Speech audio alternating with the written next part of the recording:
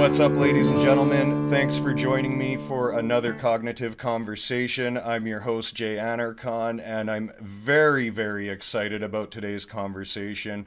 Joining me today is Michael Tsarion, and for those of you that don't know him, he is an author, researcher, professional speaker, video producer, musician, astrologer, free human being, and I'm sure much, much more that I'm missing.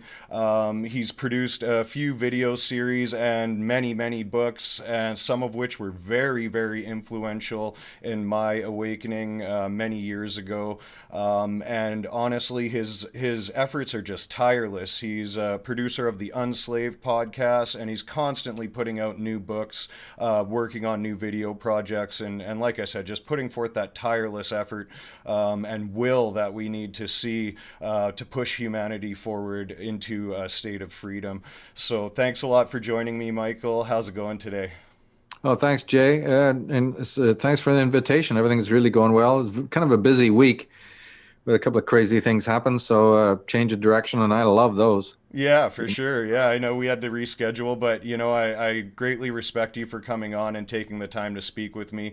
My show is really young and really small, and not many people out there are willing to take the time to commit to something like this. And I'm not saying that in a condescending or negative way either. I know time is really, really valuable, but I really respect you taking the time to come and talk to me Well, today. So. and when somebody like yourself, who's starting off, has the courtesy to, call me up, I'll definitely want to participate in that, because it's appropriate and, it's respectful. So thanks a lot. Yeah, awesome. I appreciate that. And, I know you have a lot of new work coming out, and I'm sure a lot of it's relevant to the topic I wanted to discuss today, which is genetic trauma and healing. So, you go over in your Origins and Oracles series quite in depth about the genetic trauma that humanity as a race has sustained, possibly from, turmoil on the planet itself, deluges, and things like that, and then also related to genetic manipulation and a bunch of other factors as well, psychological manipulation, emotional manipulation, that we're seeing on a large scale today. So I really wanted to kind of touch on this topic. I think it's a topic that a lot of people are missing today, and a lot of people are focused on current problems, but my main focus is kind of focusing on the little things that we can do to start healing ourselves and moving ourselves towards a state of freedom. So I really wanted to discuss that genetic trauma with you today, and get your opinions on how we can go about working towards healing ourselves individually and as a race. So, I mean, that's massive. That's probably the greatest question anybody asks, because it goes to the roots of the whole thing. And you talk about modern day trauma, that's the key. Yeah. But I think the healing starts when you know it's trauma. So the healing has already begun when you know about something about trauma. Yeah. And then you take it to the next level, right? So imagine a car wreck, a very painful divorce, being told you have a disease of some kind, or coming back from fucking Desert Storm or something like that, right? PTSD. We all know about these kinds of trauma, and we know how devastating it can be to an ontogenetic life. Mm-hmm.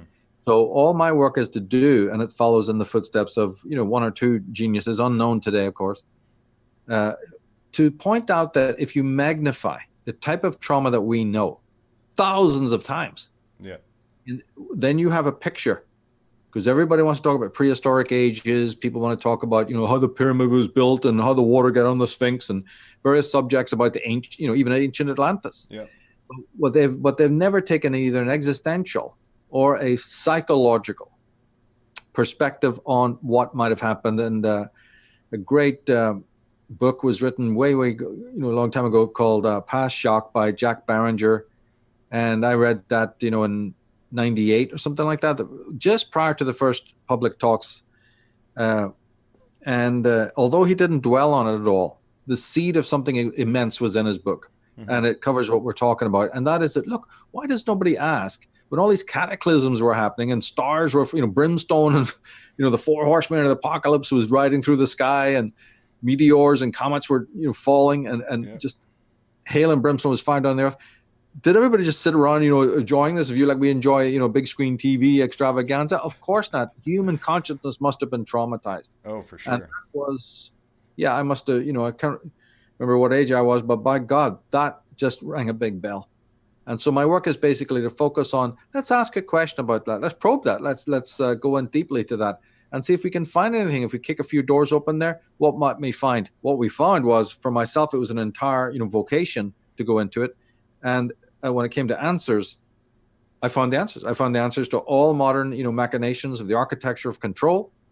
And as you say, it filled my work in one way or another. Sometimes, provisionally, because it would have constituted a digression at that moment. Sure. So I had to wait. Okay, let's not do it digressively. That's not going to work. Let's wait. So by the time I got to Origins and Oracles, we were able to put it in, quite a strong theme, actually. Yeah. But then from that point on, you see, until present day, it's just been unfolding from that point. But to me, it is the most crucial subject of all. And it involves, consciousness. Consciousness should never be left at the door. For sure. And, speaking of deluges and whatnot, if we look at the fact that human consciousness is tied to the planet in some respect as well, based on your research, in your opinion, do you think that human consciousness could be causing these deluges, or it's kind of like a reciprocating cycle in a way? What's your opinion on that? Yeah, that's a superb point. Nobody's ever made that point before, and it's absolutely true. There's a Reichian, and believe me, I do not go along with everything he's saying one-to-one, but James DeMille wrote an interesting book called Saharsrasia, right? Saharsrasia.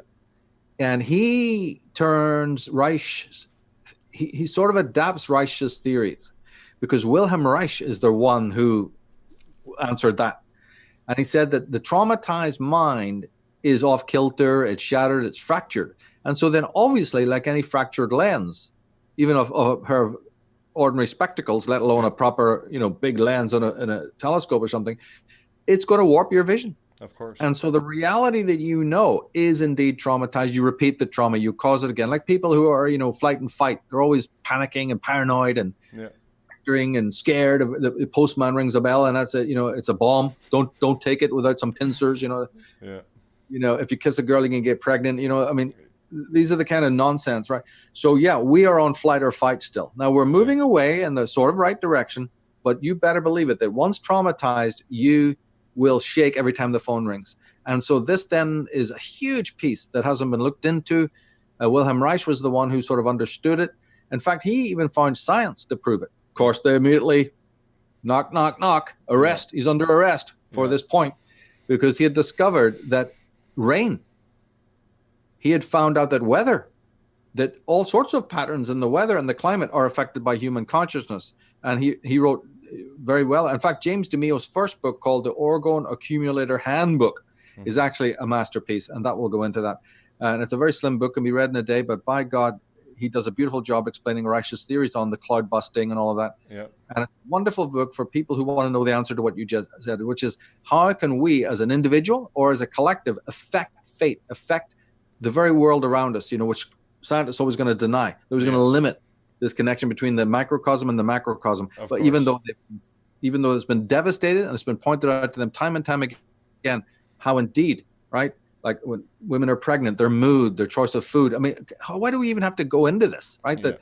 That, there's deep connections between psychic and physical energy. And Reich was the master of explaining those connections. Yeah, for sure. And a lot of what you're talking about, like the energetic body and everything, has really, in science been common knowledge since like the 60s or 70s, right?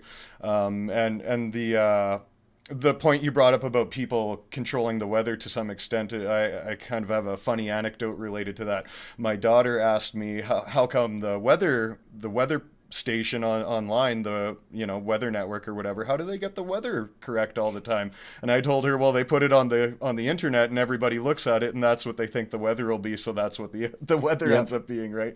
You're not that far wrong. Yeah, for sure. You're not, and then the next step is, actually, do we do that? You see, so there's a science, there's a study, and some of the greatest scientists, Walter Russell and all there, look, you can get into the story of light. You can get into the story of electromagnetism. We did you'd mentioned Unslaved. We did a podcast with a guy called Gregory Sands. It's on The Sun. Okay. right? The big ball in the sky. People should go and listen to that. It's absolutely blown away. I read his book and I was absolutely blown away. I thought I knew. And I would say after Wilhelm Reich, there's a theory about photonic light and sunlight. So yeah, there's a lot of sources on that, and it really changes your perspective on how, it's not some idiotic, positive thinking cult or whatever that veers you off in the wrong direction. Actually, no, this is something very authentic and very scientifically valid. Yeah, for sure. Well, of course, anything with any validity or truth behind it ultimately gets hijacked before it gains any That's right. traction. And obviously, the latest is the New Age craze, because we have all these people that are actually getting their hands on this arcane knowledge and these occult philosophies. So, of course, in swoops the New Age to pervert all of that and essentially take everybody on the left-hand path, right? Definitely, definitely. And I love that you brought up the law of correspondence there. It's definitely I think that's one of the greatest keys to understanding our reality, and in my opinion, that may even be the sole purpose of the physical realm, is to give you something tangible that you can actually visualize and sense on many different levels, and understand higher realms, right? Like I've noticed the simplest correspondences in the physical realm, just bringing me to an amazing epiphany regarding higher realms. A great example is let's look at the state of decay and growth in the physical realm. Anything in the physical realm, a house, an automobile, your body, whatever you want, if you're not constantly maintaining it and even building it better, doing work to it and making progress, then it's going to decay and wither away. And the same thing applies to our minds and our emotions and our spirit as well, right? So yeah, I definitely agree with you, and the law of correspondence is in my opinion, one of the most overlooked laws in our reality. So, can you speak on that a little bit? Sure. What you said, I agree with 100%. You see, science has a way of limiting. It's very subtle because its achievements are very great. Yeah. And so we extend so much bounty and so much leniency to science that we forget the little devil running alongside it, Yeah. which is to actually limit what we know of the capacities of the universe. So I am open to laws of attraction, all those things in a certain sense, because I refuse to limit the possibilities of the universe. Yeah, exactly. And as an astrologer, I'm an astrologer as well. And everyone thinks astrology is hogwash. Yeah, because you bought the lie that the universe can't do that. There can be definitely no connection between the stars and consciousness, right? Yeah. You see, I don't need to look into whether there is or not. I just hear limitation when somebody says that, and I go, I think you're wrong. See, I'm working on it. I don't have any scientific evidence to back it up. I don't care about it. Yeah. All I want is why you have chosen a paradigm that does doubt that. For sure. Right? Why would you doubt? When you look at the complexity of our universe and the complexity of the body, and you say you study a bit of sacred geometry or whatever, or just the simple study of light, the complexity alone should tell somebody that science is blinking wrong. For sure. When it attempts this scientism, which is to limit. And so studying astrology and those things is exactly why I do it, is to continually keep my mind sharp, to never allow limitation in my view of the possibilities of life or in any other, or certainly not of the universe. It has infinite capacity. It has infinite capability because it's intelligent and alive and thinking. And therefore, then if that is the case, Atlantis is possible and astrology is possible. And you being alive to talk about it with a consciousness that's that evolved is possible. Why limit anything? For sure. But coming more honing down on the point is that, you see, my issue has never been really with the law of attraction itself or any of these sort of prosperity cults. I see them for what they are, right? But I must think positive cult only has one flaw, in my opinion. Who is the I that's meant to be thinking positively? So when you say, I must think positive, and all these millennials are jumping in and thinking it's the greatest thing, because in a one way, don't you see, it is a kind of a pseudo-heroism. Those young people are attracted to those books and attracted to that thing because in one positive way, they're looking to change their reality. That's right. And you can't fault that. But they need the psychological component, which is never pointed out in these books because of the darker side of what those books represent. Yeah. And that is, who is the I that's thinking positive? Isn't the I? Well, yeah. So how does the eye change the eye? Don't know. Why are there even two eyes suddenly appeared? There was just one eye for a minute, and now you've introduced a metaphysic of two eyes. Oh my God, we're back to Immanuel Kant. We're back to the deepest philosophy. That means there's two cells, one listening, but the listener must be also a speaker. Well, so is the other one. Yeah. So they're almost identical yet different. What is going on? Well, we're into philosophy and the nature of actual consciousness, and the consciousness is not only a duad. The blinking Egyptian says you got 12 cells. Oh, well, come on, Michael. When does this stop? So this is a wow. Jung said you got how many? 9, 10, 11, 16, 14, 600 archetypes, inner guides? Wait a minute. So don't you see then that these little cult books, these little prosperity cult, they're not even scratching the surface of the metaphysics that one needs to get into when you open the door. And so to stick around in that little toddler room, that little playpen, Chuck E. Cheese's, talking about I must think positively, when you have no idea of the I that is doing all of that process, that's a psychological infantilism. And that's why I criticize those books. But I'm not really criticizing the fact that when you personally get up in the morning, your positive thought is going to change your mood and is highly recommended. Of course, only an insane person would but don't do it in a manic way, and don't do it in a way that is editing the dark side of life. That's right. Which is unfortunately what most people do, which is not good. Yeah, for sure. And I totally agree with you. And I'm a practical application kind of guy. So I'm not the type of person to read a book and then decide whether or not it's it's valid or not. I'll take a theory and I'll test it in my life. I'm not afraid to do that. And from personal experience, I would say that the secret specifically is definitely a form of escapism for most people, I think. And then again, one of the biggest problems I've noticed is they're not giving you all of the tools you need. And it's kind of like the Aladdin genie in the lamp kind of scenario where you make a wish and you're not aware of all of the consequences that are related to that wish that you've made. And I'll speak from experience on this. It was about, I guess, 8 years ago when I was kind of getting pulled back into the money game, and I decided to start a corporation. I was starting my business. I was spending a lot of time studying success. And I put a lot of these principles into play, and they are very, very, very powerful. And I achieved results with them. But, in a lot of areas, I achieved results so fast that I didn't have the skills built up required to handle a lot of the results that I was producing in my life. And then again, none of these teachings are given with any sense of morality, really. And I'm not, like, without getting abstract or anything and getting into the definition of right or wrong, they just don't really take any consideration into the actions that you're willing to take to achieve your goals. So if you take something like The Secret and you're going to put yourself in a mind state to let's say start a successful business and make more money. Are you going to do this through taking advantage of other people? You know what I mean? Are you going to go about this in an ethical way or an unethical way? But, at the end of the day, I guess that's all just playing on that genetic trauma that is the topic of the show today, and taking advantage of the fact that we don't like our reality and we feel powerless.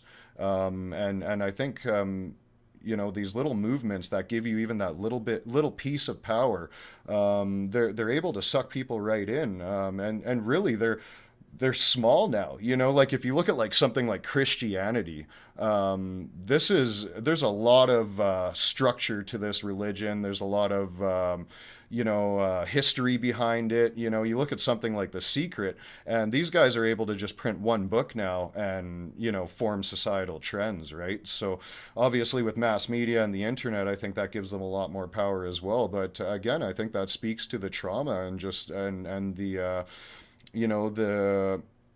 the desire people have to actually regain some sort of control over their life, right? So there's so much to what you said there. See, in 2 to 3 weeks, we're going to do a thing called Exposing the Secret. That's the title of it now. It may change later on, or maybe it become a subtitle or something, but it's along those lines. And everything you're saying is like pertinent to me. In the last few days, I've been trying to put that slideshow together. Yeah. And be fair, to look at the positives and negatives. But the negatives are very, very conspicuous. Yeah. And not only do they deny you tools, like you just said, it might even be worse than that. You see, but in order to prove that, you need to look at the biggest picture of where our societies are going, and you have to have a historical perspective. But I'll just say in brief that, magical child thinking may work, but that then is the carrot that leads us over the edge in the longer run. You know what I mean? Because the will, it all boils down to what your will is capable of. And the will is capable of anything, right? It's built our world. It's built our civilization. It's fought back the powers of darkness in many, many ways, right? It works on the individual level and it works on the collective level. And so these people are aware of this great untamed horse called the will. And so they've built this, law of attraction philosophy around it. And I think on some level, I think the big danger is because it works. You see, it sounds so paradoxical to say that. If something works, Michael, it's going to make me rich or get me that parking space, what are you knocking it for? Well, it's a baby with a loaded gun. That's right. Yeah, right. Right, because now that you've got that, watch the will's daemonic. I didn't say demonic, I say daemonic, chthonic, untamed, id. The id behind goes, hey, want more. It's like the guy who gambles a little bit and then he becomes, obsessed by it. So Definitely. There are those dangers. I think in the right hands, it's fine. In the wrong hands, it's not. But there's so much to unpack there. One thing also must be said to people who may be new to this is that, this is a bona fide Gnostic cult. They peddle idolatrous cultism. That's right. And they're funded by the United Nations. And so don't be fooled by a lot of these big blockbusters. You mentioned how successful they've become. And that must be footnoted by saying, yeah, there's a reason. It's not just the media hooking onto it positively to facilitate positive change. If you get on Oprah and you get, other stamps of approval by this Deepak Chopra types, who are the most demonic people, these people are highly funded by some very dark cults that most people don't know anything about, coming out of the East. Mm-hmm. We all know about certain Western cults and Western boogaloo groups, but not many people ever know about the Eastern version of these. And they're basically, to use the word in its broadest sense, Gnostic. And people need to know about it, and there's a long story there. I'll be unpacking that in my own work as we go, trying to substantiate statements like that, and then people are free to pick it up and say, well, you got something there, or no, I can't accept that. That's rude. This is just coincidence. This whole spinner rack, this torrent of books just accidentally came out all at the same time, right? Yeah. Okay, fine. Go ahead. Believe it, Well, again, though, just like I brought up with The Secret, like obviously the reason these are so successful is they're founded in, probably 60-70% truth, right? And then it's the key points that you're missing. One of my favorite books is the Kybalion, and I'm actually reading it again right now for like the fourth or fifth time. And every time I read this book, it blows my mind again and again and again, right?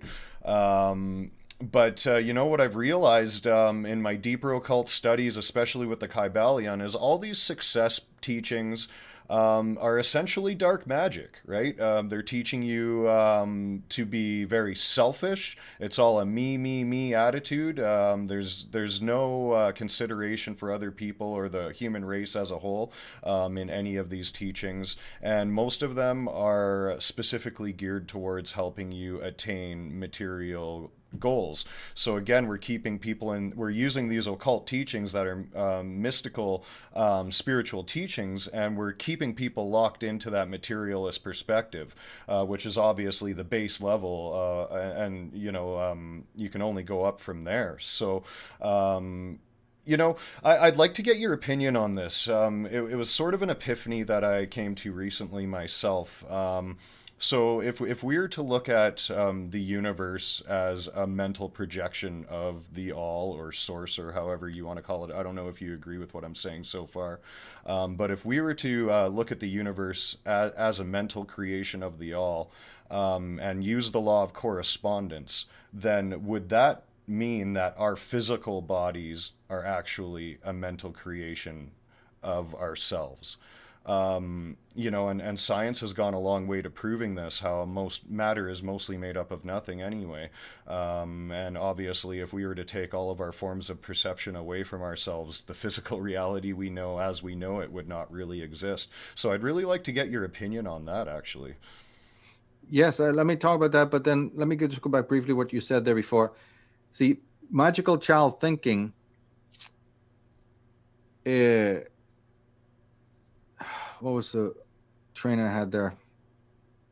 I wanted to say one more thing about this group that you mentioned in these books. It'll come to me probably, Yeah, I right? think But I was talking about the Kybalion and yeah, yeah. yeah, Oh, when you said that those books are immoral, the other ones, you're quite right. Magical child thinking equals narcissism. Narcissism equals magical child thinking, sure. and they keep you in that cyclone. Yeah. And the other doesn't even matter. But that's deeper than that. The problem is even deeper than that. The other is also yourself. In other words, to put it more simply, when we talk about, oh, well, we have relationships, yes, but you also have one with yourself. It's the most primary empathic relationship you have. Yeah. So what these people do by spinning you out into the narcissistic mode is to cease to void the relationship with yourself. Yeah. So again, it's done very Svengali like, and you're after some trinket like the monkey, right? Grabbing the jar and putting his fist inside. So you're after that prize, and you don't even realize what is the danger of it, right? Yeah. And this is again nothing to critique the essentiality of having a positive outlook on life. I mean, that's almost axiomatic. Why do you even need one book to tell you that? Of course. But getting to the point you just made, everything is an idea. All right. So the physical body is an idea. You have an idea of it. You have an idea of the external world. I'm doing a series on idealism right now. So your idea of the creator is an idea. His idea of you is an idea. Mm-hmm. The idea is God. The idea is spirit. Schelling said something along those lines. He says, reason doesn't have an idea of God. Reason is God. Yeah. Or spirit, right? And meaning that the very capacity you have, and Blake would have frowned on the word reason, and would have preferred, say, imagination, but that's all semantics. The point is taken that both these thinkers and thinkers of like that, idealists in general, are saying that, look, your imaginations, your capacity for fantasy making, the very fact that if somebody says to a child, there's a God, whatever spontaneously comes to the child's mind is God. Yeah. God has given ultimate freedom, or the spirit has given ultimate freedom for you to form any kind of thought pattern, around that, which is really a set of images. That's what's called imagination, right? Yeah. And it's very hard for people to realize that the material world and your body are born out of the same imaginings. It's just that imagination, the only way to say it easily is this, and that is that when the materialist, because the opposite of an idealist, right, is a materialist, and the materialist is erroneous, but what their premise is, there's a concrete world out there, for goodness sake, I can kick it. The old rubric where they lampooned Dr. Johnson or Dr. Johnson lampooned the idealist when he kicked a stone, and he smarted his foot and goes, that's real enough, all this nonsense to try and discredit the idealist. But the idealist isn't saying it's not there. A whole campaign actually lasting hundreds of years, a conspiratorial one was there to instantiate the lies of materialism. Mm-hmm. But what they were saying was, look, this glass, right, this cup, its so-called materiality, its so-called concreteness is the idea. It's mm-hmm. not that it doesn't exist as a concrete thing. It does. But your idea that you made in your mind, what is something to be concrete? Concreteness is idealistic. Yeah. And that's the part that people can't understand, because it demands thought. Anything that's very, very great, you said it earlier, needs rumination and needs contemplation, not from some teacher at the front of the class, but you must sit with the things of the world and sort of understand how they're instantiated ideas. And what does that mean? The thing's false and it doesn't exist? If I beat my head up against it, it'll hurt, right? Yes, we're not talking about that it's not there in a concrete way, but concreteness. We live in a concrete world that is original in an idea. We have the idea of concreteness, and then we live within that idea. And the man who's transcended it, say, no longer lives in that concrete world. Well, that's when his eyes are open, as Blake said, and the doors of perception are thrown open, right? And one sees things as they truly are, infinite. Yeah. But that's the Siddhartha road. Then the next question is, how do I get to that kind of vision? And everybody's selling you some technique. Of course. Everybody. Well, the funny thing is that really gets back to narcissism, like you mentioned before, because people have this, fear that if they're wrong or what they believe isn't it doesn't correlate with reality, it somehow makes reality less valid. But it doesn't. Just because you misunderstand something, or something operates in a manner that we may not be able to explain to the human mind, doesn't change its validity or anything like that, right? So regardless, yeah, let's say the whole physical world doesn't really exist, and there is no such thing as matter, and there is really nothing that you can touch.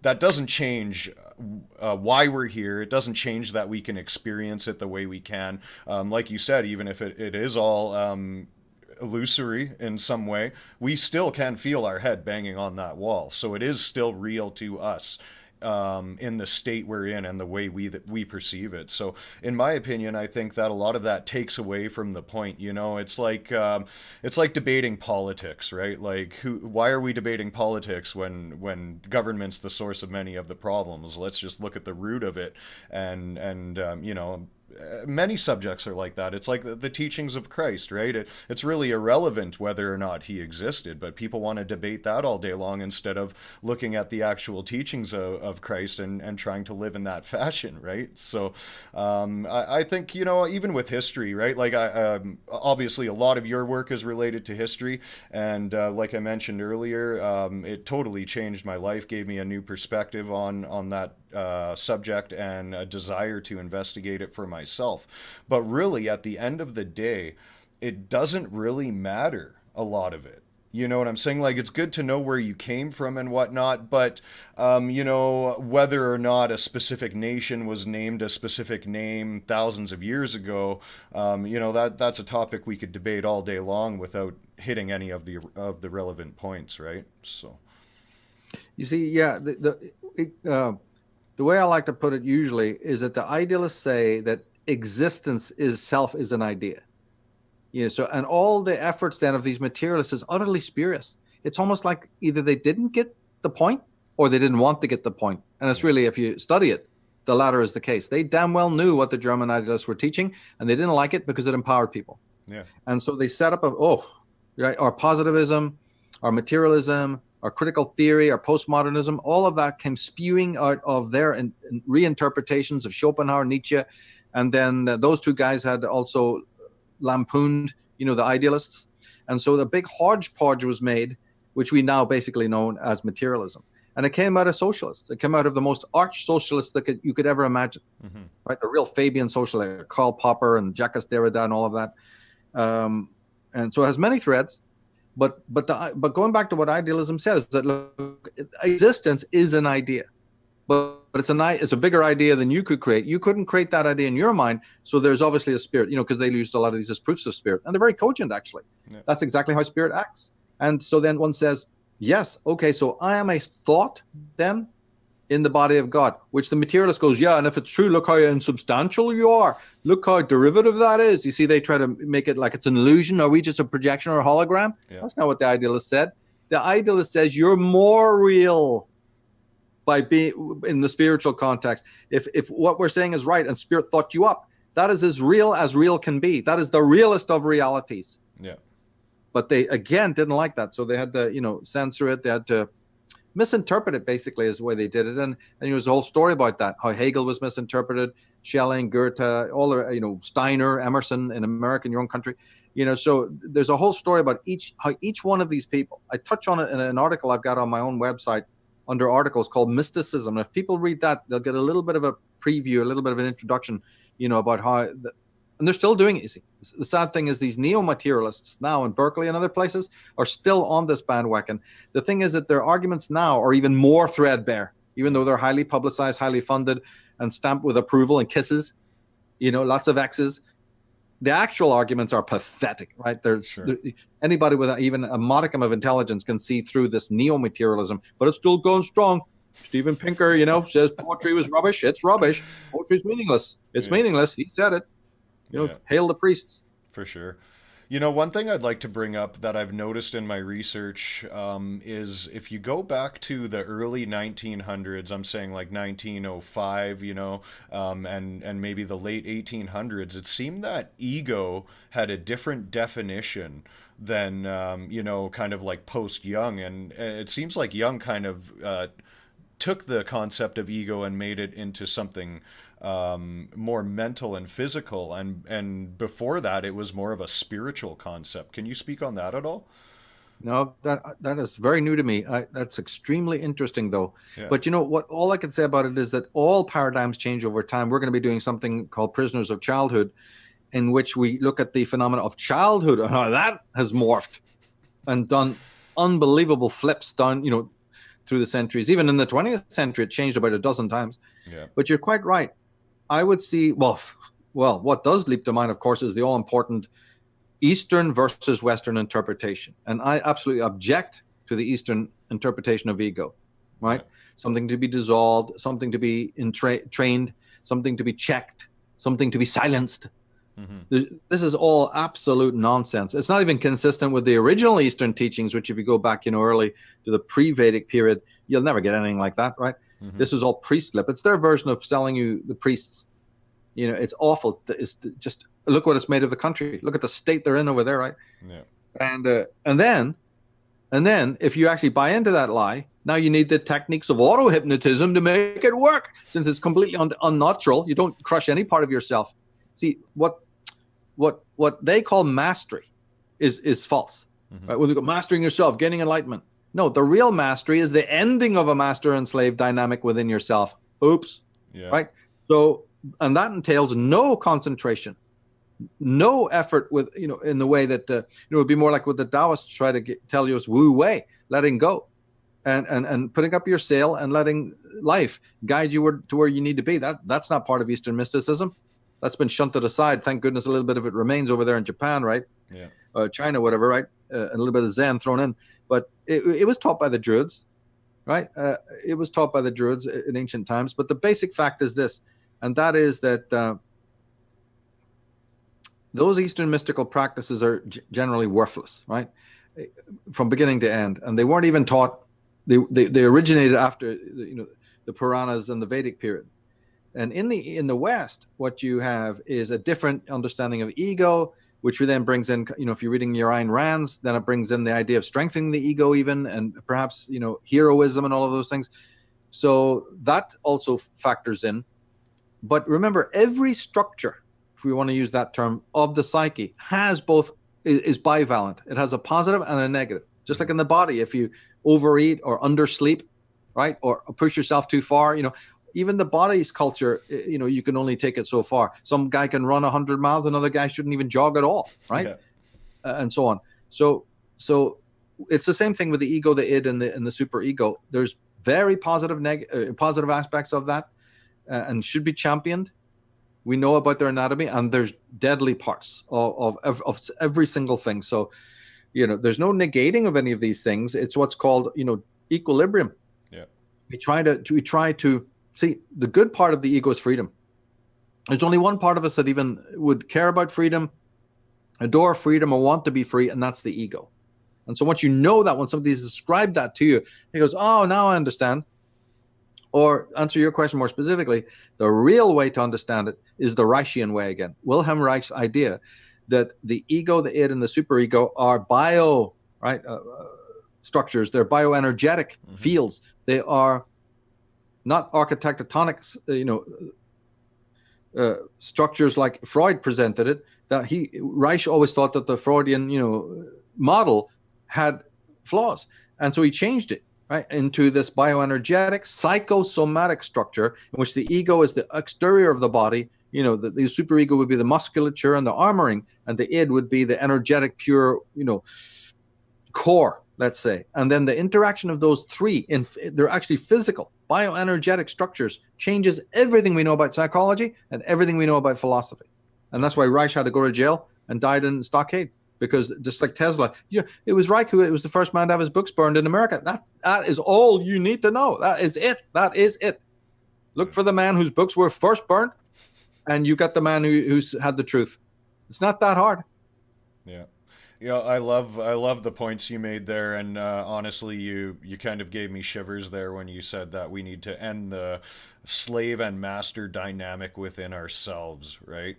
And again, we're getting to the law of correspondence, as within, as without. How are we to treat each other in a free, loving manner if we can't even do that with ourselves, right? Well, you Uh, can. that's right, and It's a pretense at that point, hypocritical pretense. for sure. And I've just the same as anybody else been really struggling with the fact that it's so hard to get the average person to come to terms with any of these concepts when they're so simple. And to me, I think it really comes down to physical health. The fluoride in the water and the food and the toxicity in the air and everything. I really can't come up with any other reason aside from, I guess, the mental and genetic trauma. Everybody's so afraid of coming to terms with the fact that they're fucked up, right? And you know what? One term that I'm really sick of hearing is good person. Oh, he's a good person. Yeah, she's a good person, right? People think that going to work every day and working your slave job and paying your taxes under coercion makes you a good person, and these people, they don't spend any time with their children and really don't care about anything deeper than their basic physical desires and needs. Eat, sleep, fight, and fuck is pretty much what most people do, right? So yeah, I've kind of in my own life taken physical health and nutrition as a priority and tried to kind of express that to people that I know, because in my opinion, I think that clearing your mind up and cleansing your body can go a long way to helping you achieve some sort of level of healing within yourself. And you brought up the self mastery earlier, again, related to that slave and master dynamic within yourself.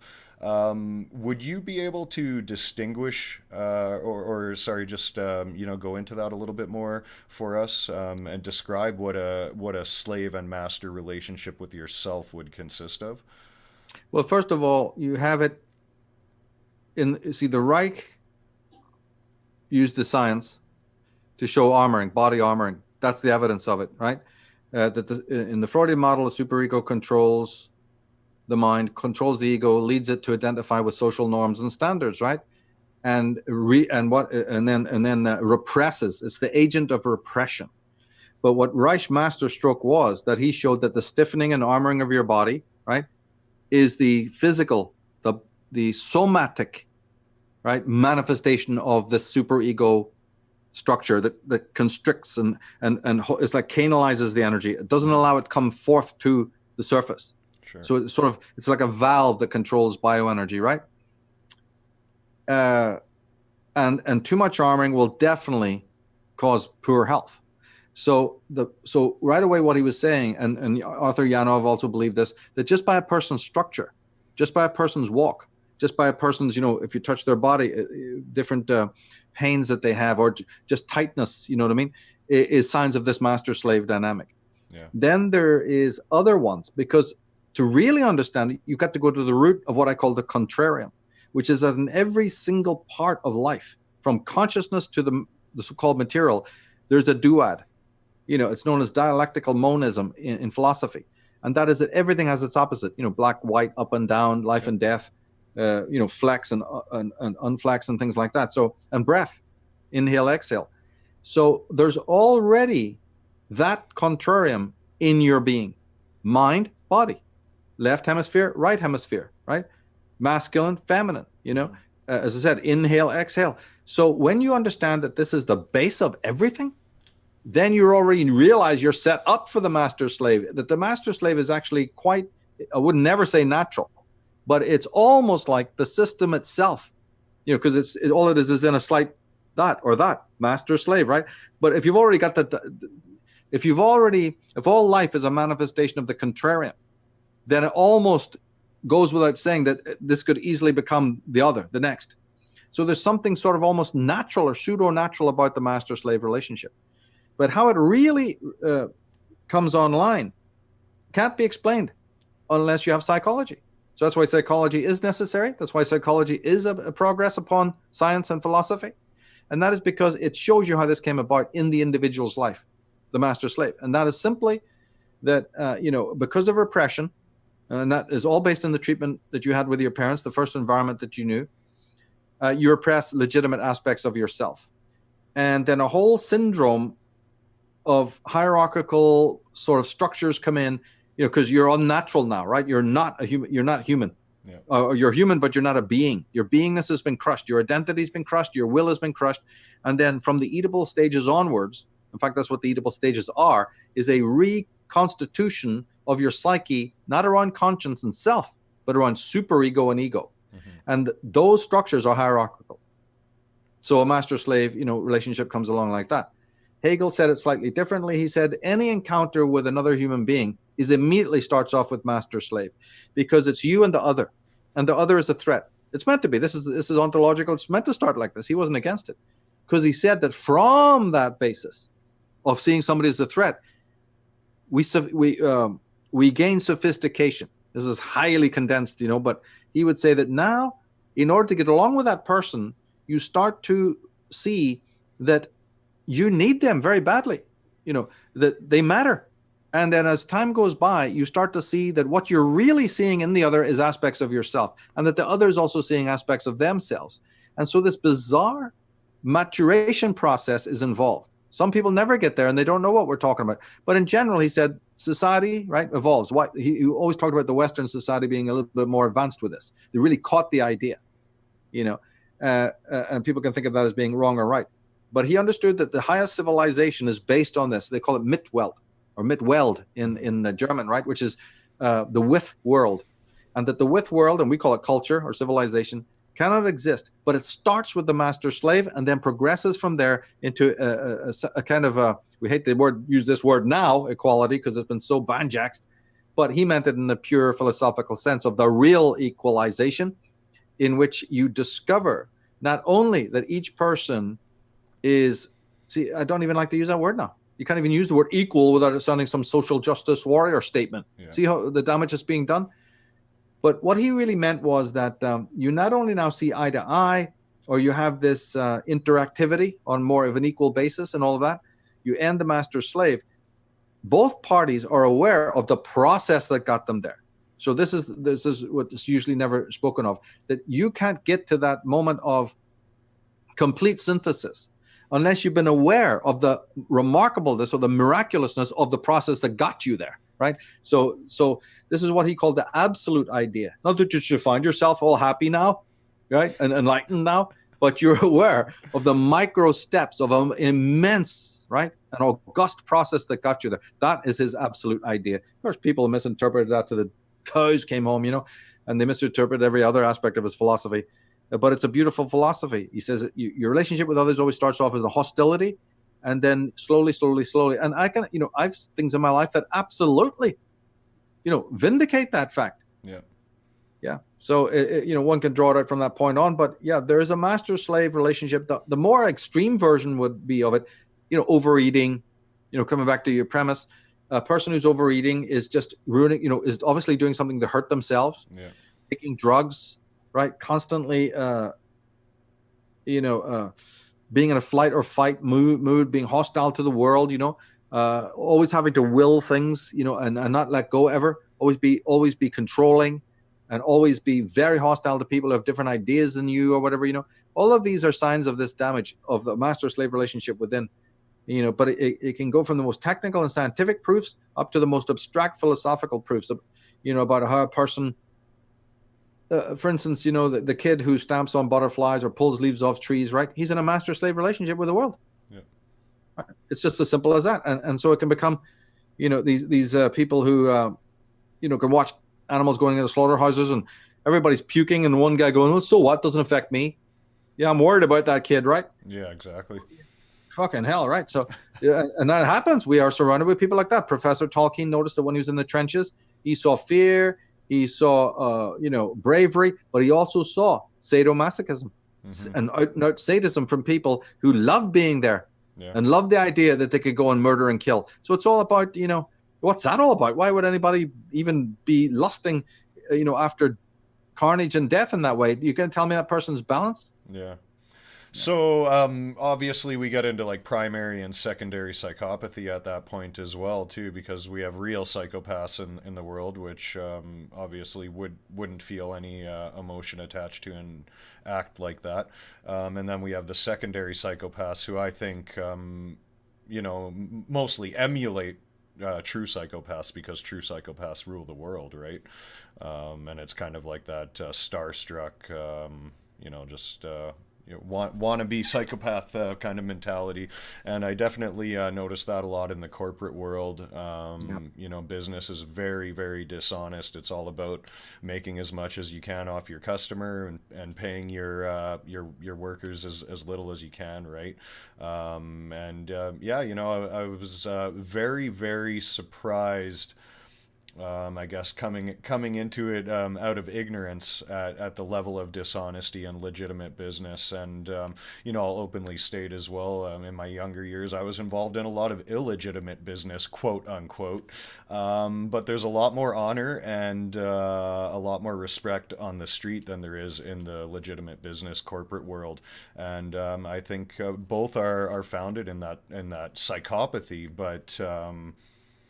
I guess you kind of have the law behind you when you're in the legitimate world, right? And when you're on the illegitimate side of things, all you have is yourself, and you have to stand behind everything you do, right? Um, yeah, That's and right. going back to what you were saying earlier about the master slave dynamic and recognizing things in other people that you don't like about yourself.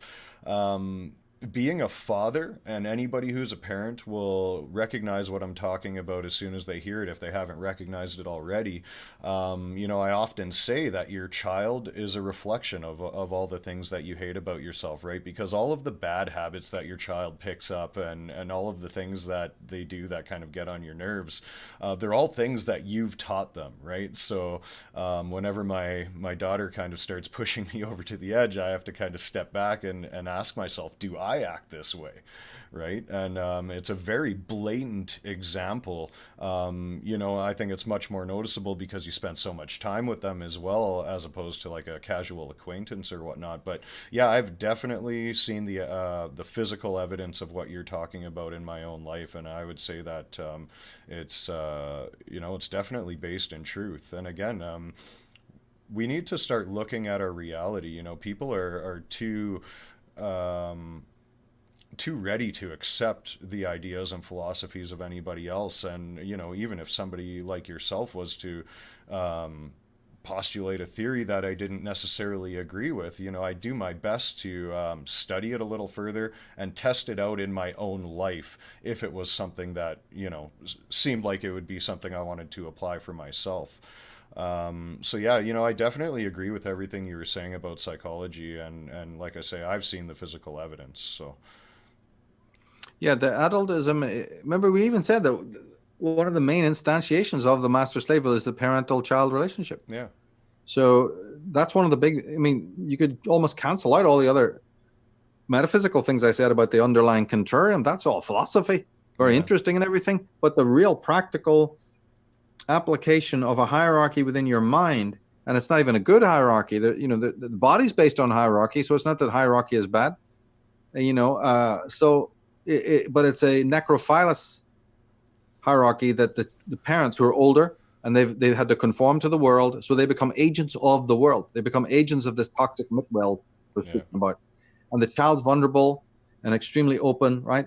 And then a whole dynamic starts taking place where the master slave, the art is almost like the concrete poured, and the child will find a devil of a time breaking free from that. And in fact, there can even be pathology in breaking free to try to be, natural like you were before. yeah.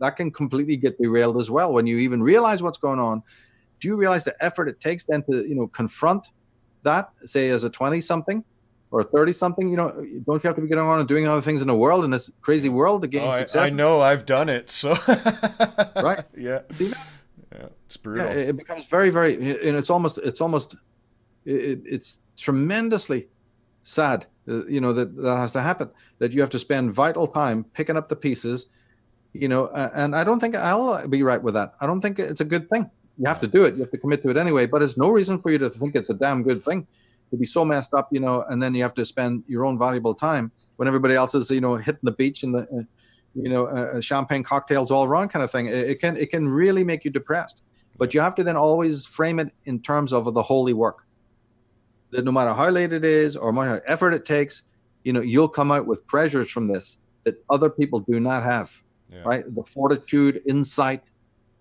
psychological insight, inner power and strength, that is second to none. You have to look at it in terms always of, what you'll come out with it. And as you said earlier, it's almost impossible to translate, or to get people, interested. So my personal philosophy is to never do it unless you're asked by somebody about a subject to explain it. Never ever open that door. There's nothing but evil comes from that. Those people will not like you. They will not respect you, even if they're nodding away and pretending to smile and, oh, this is really great, I'm so glad, even if tears are falling of apparent gratitude and joy, don't be fooled. You'll never gain any spots by trying to hold a candle for somebody else to raise them up any higher. There's only one person who can do that, and that's them. And then when they come sincerely to you, yes, you do have a right at that point. But even then, I recommend a highly stoical disposition. Not detached and cold, but, like a teacher, like, okay, we did this far, that's all I have to say on it right now. You don't compromise any of your own time, your own finances, or your own effort or will. Never, ever, ever. Do it, do it well, do it, and your own time and your own self, and start giving the, philosophy for dummies lecture. No, you have to be very cautious, especially today, because many toxic, lost people who just love to eat up your time, having you fill their empty pockets, Oh, I love that you brought up that point, and that's been a recent conclusion that I've came to as well. And I still will maybe mention something to somebody if they don't know that I have those tools. So if I see somebody struggling, I might be like, oh, time management can go a long way to helping you with this situation. But like you said, I'm not going to go out of my way to do that, but I might bring it up just so that they know the tool is available. But I like what you said, because getting to like the succubus concept, right? And we do have a lot of people like that in our society, emotional vampires especially. I have a couple people that anytime they call me, it's really just to unload all of their problems on me. And not that I expect anything, but why don't, it'd be nice to get a call, just, hey man, how you doing, for once. You know what I mean? Somebody calling you and listing off every problem they have in their life like nobody else has any problems, right? And extraordinary. Oh, it's ridiculous, right? I wouldn't put up with that. I would not put up with that. If it's a genuine problem, you then decide at that point, because remember, there's an archetype of altruism within all of us. If you see somebody is falling down the street, you pick them up. If somebody needs the time, you tell them what it is. One could go on ad infinitum about helping the community and helping other people. It's not that I'm against that. Far from it. It's the way that you help them, and it's also based in your reason and your judgment and your state of values. You don't help people, and you don't promote people who don't share your values or who actually want to come in and tear your values up. But if a person shares your values, then yes, to that person is a comrade, and they share your values and they die for you and you die for them. So it's about valuation. And also remember, some people have more energy physically than other people, and maybe those people can do a little bit more helping than somebody who's been exhausted by a lot of vampires in the past. So again, it's an open. It's not a formulaic thing where that's it. Make sure everybody tests. You test everybody, but it's rational to do that as well. Because there are people in the majority now who are very empty and very lost. And it seems to be that when they're at their most lost, they turn around the corner and find this subject matter, these alternative subjects. Great, I'm home, right? And I don't know why it is. Maybe it was like religion in the days gone by that they did this. But this movement right now is absolutely infested, right, with constitutional moral inferiors. And that's being polite. Yeah. Right? Not to mention communists and socialists and whatever else. So that's an evidence. That's a litmus test for me, in this movement, which I've been part of for such a long time, to see it change, to see the next crew come on board. But where do these orcs decide to take a holiday? And so you have to be aware of that. They're sort of like moths attracted to the flame. Yeah. And they need light. They need light very badly. And they find a little place where there's quite a lot of real light, and they just crowd around it. Yeah. And unfortunately, it's not a good thing. And you can have that happen in your individual life. And I've done, programs and writings on that just in case that should happen to somebody. But because it's almost like, remember that it's like the self needs to be fortified. It needs to go through, the tempering process. And so sometimes, when you meet these narcissists, and they are like children, they're in one sense, right? They put on a very, very good mask of being adult and giving and all that, in the beginning and everything, right? But really they're children in a very specific sense. They're infantile. They're what archetypally would be called innocence, but not in a good way. There's good innocence and there's bad innocence. Yeah. And their innocence is like, I don't need to work. I don't want to put in any effort to be a self. Yeah. I'll just find out what selves are. And I find they're good people. They're giving people. This is brilliant. I'm signing on for that. And just use you then, you see, as a complete surrogate self to supply whatever is needed. Narcissistic supply. Yeah. And you've got to be damn well, at least you have to have a meter in your back pocket. That's what I'm saying. Don't be vigilant and ruin your own life by being vigilant. Yeah. But have the tool so that if indeed you need to use it, you're up to speed and you can use it and then act accordingly. That's very vital. Yeah, sure. So in your opinion then, would ignorance be the polar opposite of innocence then? No, because there's one part of heroic knowledge is to have a light hold on what you know. And that's innocence. Innocence in the mature way is to say, I believe this thoroughly. I'll die for this. But at the same time, to always say, I could be wrong. Yeah. Or I have this knowledge, but I also have reset moments, right? In which I can put it down. Jimmy Page said something once. He said, for 2 years, I put the guitar down and I never touched it. And to me, I've always taken that, as meaningless. So it's not that you now sign off about having a meaning. Well, I have a light hold and everything because I'm just one of these superficial episodics. It can sound like that very easily. No, that's not what I mean. I mean, ritually be able to step back from yourself to view yourself in another way, right? Yeah. It's part of this lightness of being. It's part of this thing of the fool goes around with a very small pack on his back and he's able to open it and look at all the things that he has and he says, are these mine? Yeah. Why did I need this, right? Or what, so it's like a very light and loving relationship with life itself in which you can at a given point utterly transform, like the chrysalis, the butterfly from the cocoon, right? Yeah. And so that's what I mean. Not, it's something to do with like Crowley's magical will is what it's really all about, in which you hold the opposite of everything that you espouse, everything that you hold sacred. You're equally aware of its refutation and its opposite. Now, we don't have people like that. And we don't have educational systems that teach it. Yeah. Nobody, not even Jordan Peterson, any of these people know nothing about this, right? This is a very advanced state. It's in the zodiac. The sign of Libra represents this. And it's for everybody to go through that particular challenge. But it doesn't mean that you now, see, when we speak in English vernacular, it sounds like I'm rejecting or throwing down what I believed, that I'm renouncing it. This is the unfortunateness of the English language. It doesn't mean that at all. It's a point of rest. It's a point of, the sea isn't moving. It's not taking you anywhere. Right. Benefit from that complete stillness of the lake or the ocean. Don't get all panicky and frustrated. Why not sit and enjoy it, right? Mm-hmm. So there are moments like this in life, and you can bring them upon yourself. In the height of the battle, there's that, in the cyclone, there's the eye of the storm. So it's a kind of a spiritual principle that most people don't even know anything about. Yeah. And you can do it bioenergetically, and you can do it in everything you believe. And then out of that comes a new revelation that may strengthen what you believe or it may weaken it in a certain way. It's a principle, right? The Libra, the Hebrew letter of that sign, is the tallest in the Hebrew language. Lamed, right? It's the tallest physical character.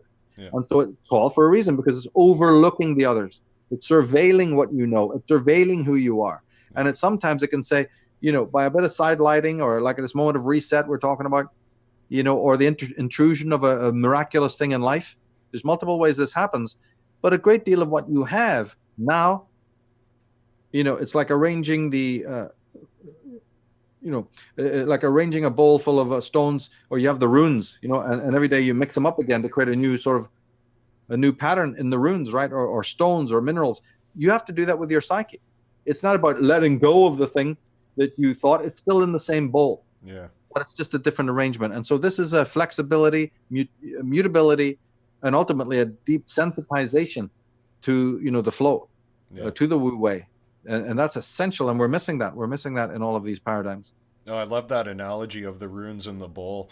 And essentially, what you're talking about as well does come out of a level of self-control and using your will to pull yourself back as an observer to your emotions. Am I correct on that?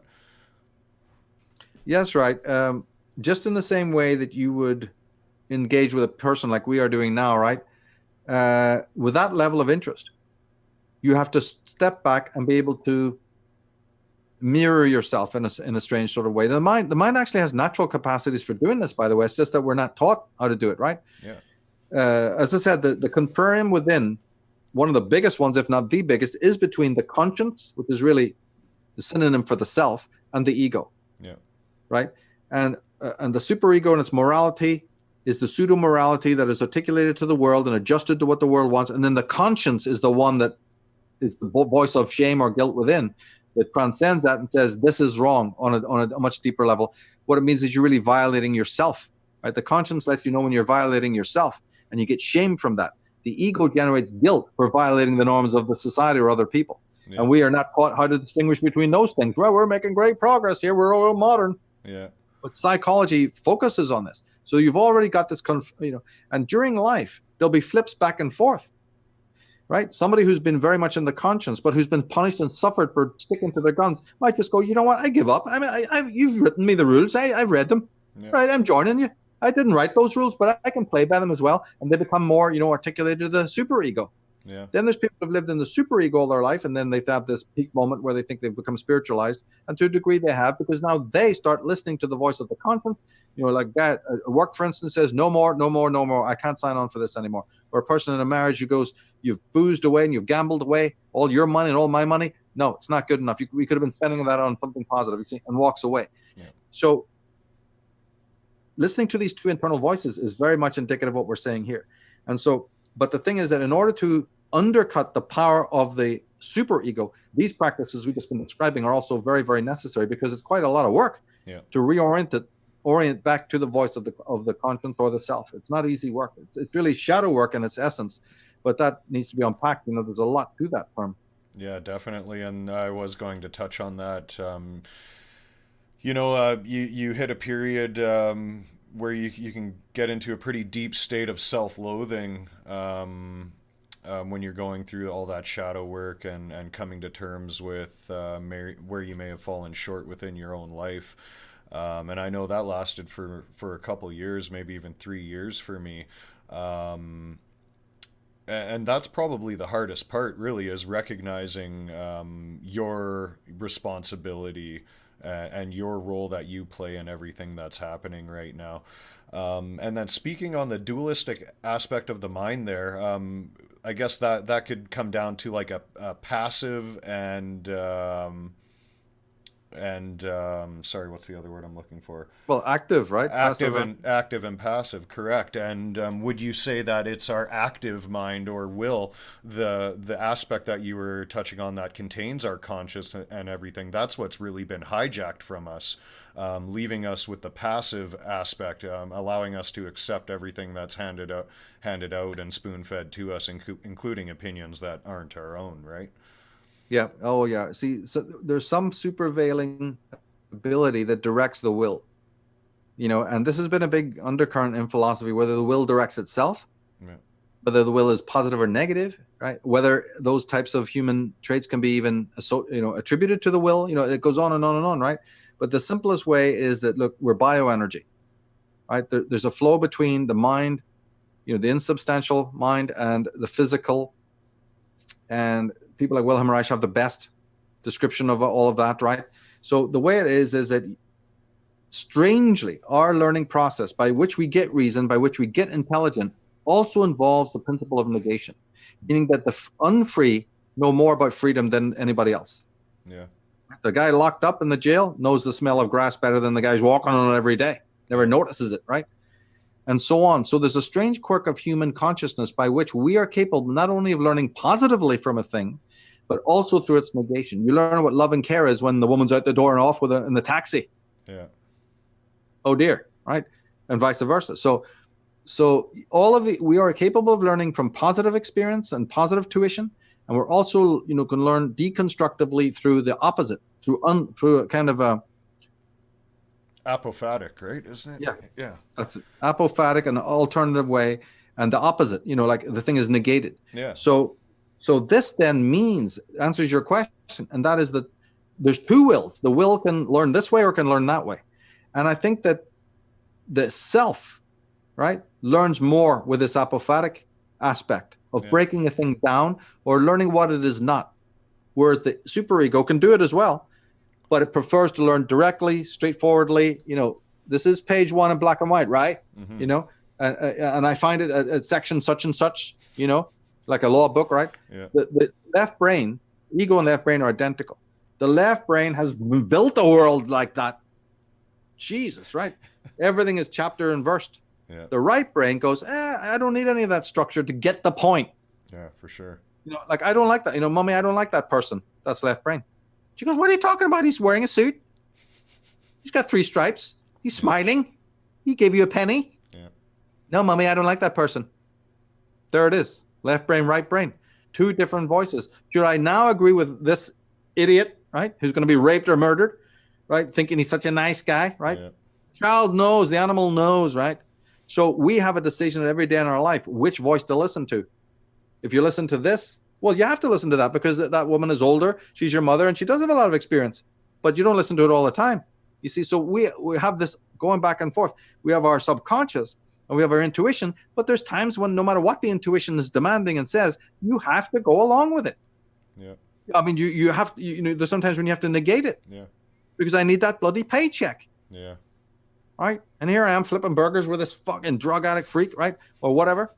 With all these hideous, murderous jokes, like people in prison. Yeah. Where they got to listen to some rapist telling you all about his wonderful exploits.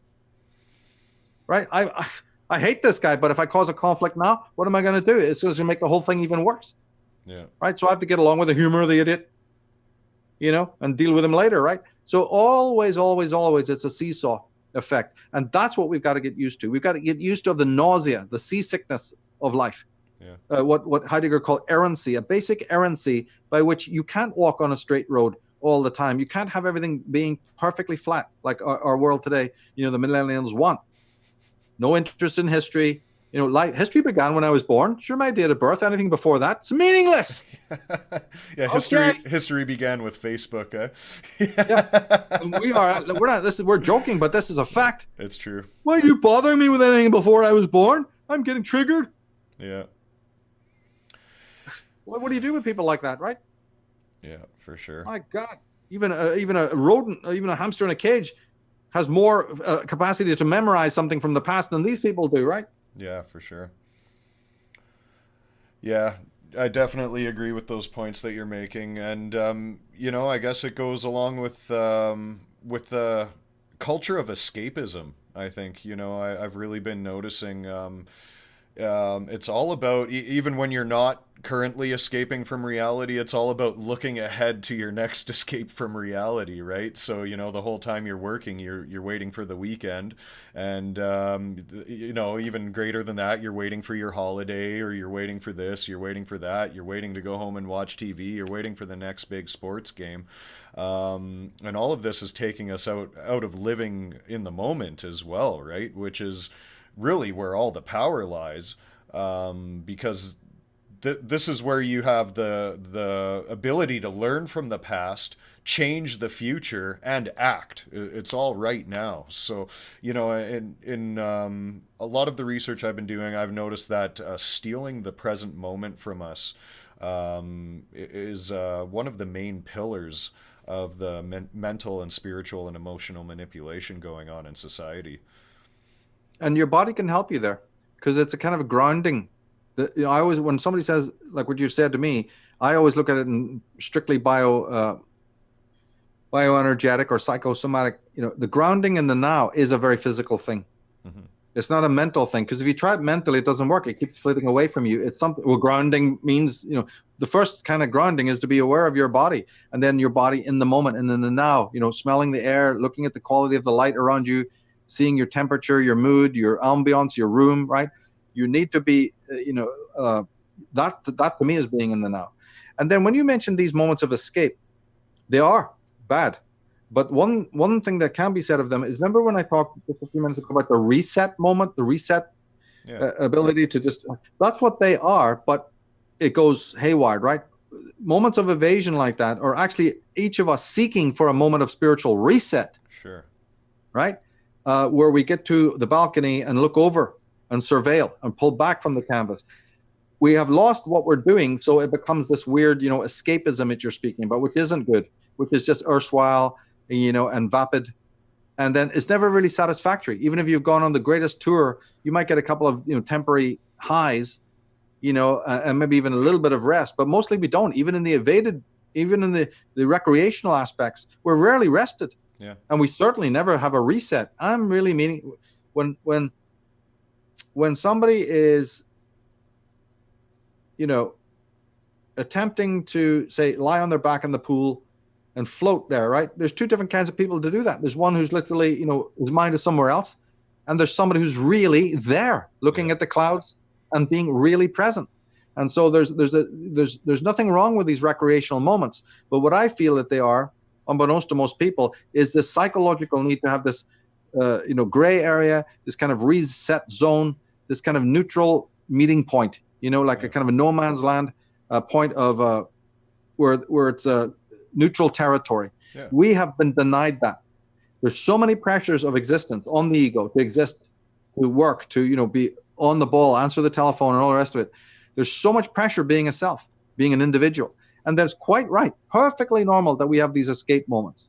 But unfortunately, we've lost the ability, to really sort of understand what they are when we're in nature or whatever. We're always taking our skis along, and I constantly am taking walks where I see these people with their headphones on, and jogging or whatever they're doing. It's pathetic. It's so pathetic, right? You're actually in nature. How much time do you actually spend in nature? Very little. But then the time you do spend it, I got these Radio 1 blasting in my ears. Brilliant. Yeah. Well, this is why meditation is so important, in my opinion, as well, right? Because even when you're sleeping, your brain is still, running at 1,000 miles a minute, right? So taking that conscious time to meditate and self-reflect, and even bring yourself to a state where you're doing your best not to contemplate or think of anything at all for short periods of time can go a long way to improving your all-around existence. And I've noticed in my life that since I've been applying regular meditation pretty much every day, I've felt the need to escape a lot less. And, a lot of people, when they talk to me about getting away, I kind of laugh and I say, well, I enjoy my life, so there's nothing to get away from, right? But, I definitely agree with you. Whenever, especially if you're in a corporation or something, like when I was running my business, when I would go on holidays, I'd have to answer the phone all day still, or nothing would get done at the company, right? Like when you're at the top of the chain, there's certain things that you have to have your hands on, unless you can find somebody else to take your place, which isn't always possible when you're a small business owner. And that's why they call it a business, right? It's busyness. It'll keep you busy until the day you die. And yeah, whenever I got away for it, I'd take a week off and come back more tired than when I left my job, right? Yeah, and that reconnection to nature, Michael. I have to tell you a story. about something that happened to me just recently. We went on a short trip to the Okanagan Valley. It's in the Rocky Mountains. Well, I guess just part of the Rocky Mountains up in Canada here, so just north of California. And we spent a few days at my brother's house, and we did quite a few awesome nature hikes. And on one of these hikes, we went to a waterfall called Rainbow Falls, and it's a really big waterfall. You know, it's not as big as Niagara Falls or anything. It's probably, I don't know, maybe 60 or 70 feet tall and maybe 50, 60 feet wide. So there's a lot of energy coming out of this waterfall. And I was lucky enough to be able to hike down behind the waterfall and get right in behind the water. And while the water's falling, it's like creating this torrent of air, like this backdraft that like almost feels like it's going to lift you off of the ground. And the sound's so intense, and like you can feel the vibration in the ground you're standing on, you know? And it was such an intense experience for me. I've noticed that since that experience, like my perspective, especially towards nature, has totally changed. Like driving back home, living in Alberta, I've lived in this province my whole life, and it was like coming to a totally new part of the world almost. Everything had a new beauty to it. And yeah, you know, like that reconnection to nature, even just for a few moments, nothing else existed to me. All that was there was like this, the sound and the vibration and the wetness and the air, like all the elements were present, and just like totally overloading my senses, you know. And it's the first experience in nature that I've had like that. I know it definitely won't be the last now. And like you say, I think pretty much everybody is missing that connection with nature, even when they are in nature, right? Absolutely right. And it's part of our urbanization, which again has positive aspects, right? These are the cultural sort of positives and negatives, right? And then there's the umwelt, which is the world around nature. And so it's perfectly correct that we have society and we have culture. There's nothing wrong with it. It's part of being who we are in the true Hegelian sense, is to be a self, to be a social self, and to be a natural self, right? Mm-hmm. Unfortunately, the negative is that we basically, expunged nature from that urban setting. Now, some people are more guilty of this than others. And so one has to almost now go out of their way, to have nature and animals around, or as you said, get out to nature and have these experiences. And so that is a huge missing piece, right now. And there's a whole study of that, what can be done. Because remember, isn't it true that most communities really should only have about 5,000 people in them? This goes to the heart of what true capitalism would be and all of these other paradigms, right? But I look at it just as a affirmation of the natural, and that is that our societies, should never be more than 5,000 people in that community, and probably even less. So once you don't have that, America did have it. This is the most bizarre thing, and then these cities got just jam packed, they became metropolises, and this is a huge, problem. All this running around and never being alone for 1 second, never even knowing. Even a child may never know at all what it is to be alone, what silence is, what aloneness is. It'll all be considered negative as hell. And also, what is it wrong with our culture that doesn't realize that we are natural beings as well? So we need that connection. Those are our roots. Yeah. And so, yeah, walking on the beach, and seeing the sunset, and it's real good when parents, take the children out once a week, and in a meditative way, not just as a form of recreation. Nature is just a recreation theme park, like most people think of it today, but really take them out and ask them what is light, and get them interested in the mysteries of things as well. Because right now we're living in a culture where the biggest danger is man is no longer a mystery to himself, but as an adjunct to that, nature, the world around, is no longer a mystery. Science has explained it, or will. Questioning process is over. My sense of wonder, my sense of awe, is over. We're being, steamrolled right now.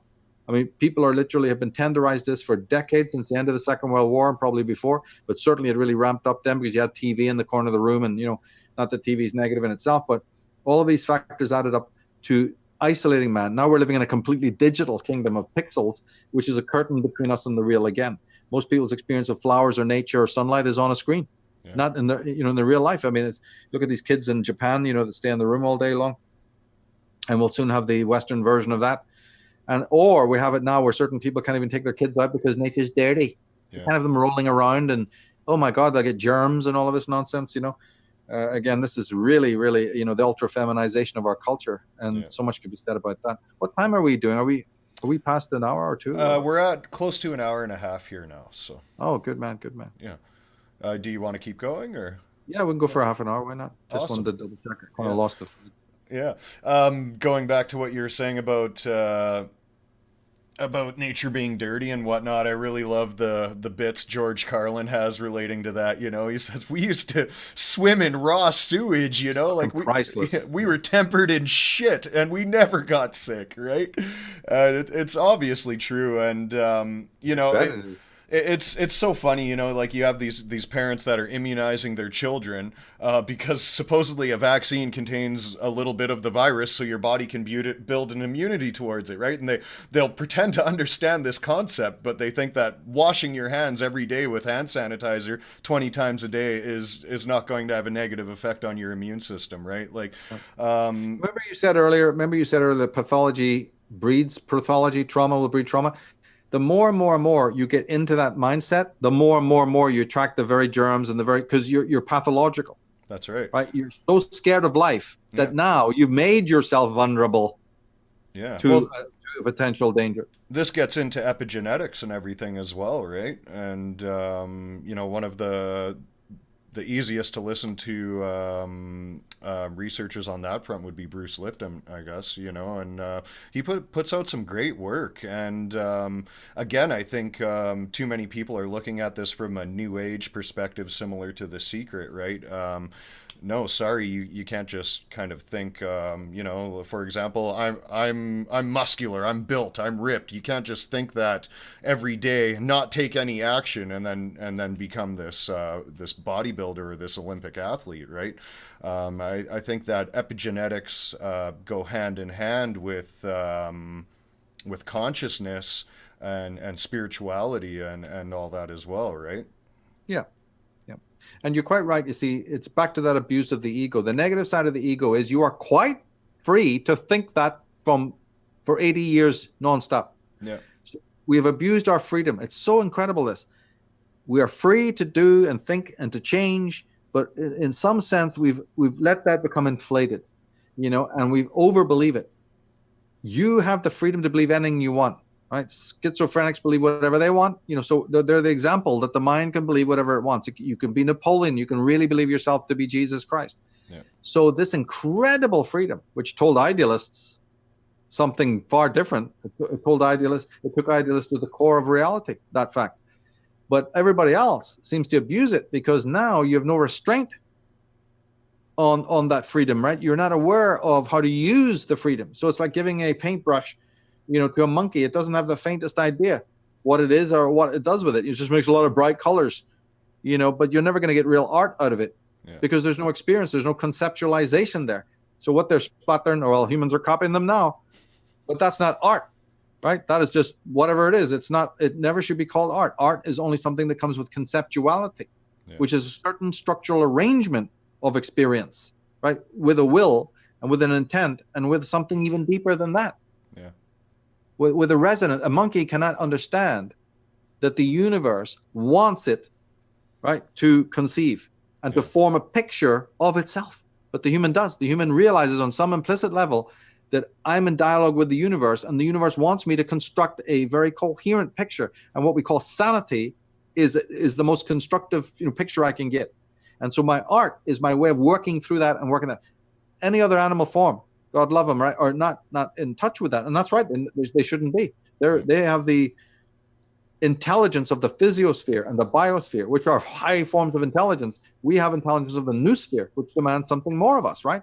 Yeah. So again, we had, in order for this process to take place, the absolute soil of reality had to be freedom. Yeah. So once you understand this principle, any talk about determinism is null and void. I don't care who is speaking of it and why they're speaking of it, some religious nutter or some of these other determinists that you get in philosophy. It's a mute point. Yeah. Freedom is the essence. And so if deterministic or fixed structures, emerge from that, yeah, they exist. But my goodness, can't we see that it must be a free will that creates a fixed machine, not a fixed machine that can ever bring up free will? Why are we even still talking about this? It's absolutely, freshmen could understand it. Yeah, for sure. And the idealists took this to mean that there's a willful and good God or spirit, behind all of creation. Yeah. Well, and I was just going to bring up related to that as well. I think that a lot of that comes from a childish perspective of any sort of creative energy source for the universe, right? When you look at that as some man with a big gray beard sitting on a throne dictating, what right and wrong is and tossing some people into the flames and bringing some people up to heaven, you're not going to develop a realistic perspective of reality based on that, right?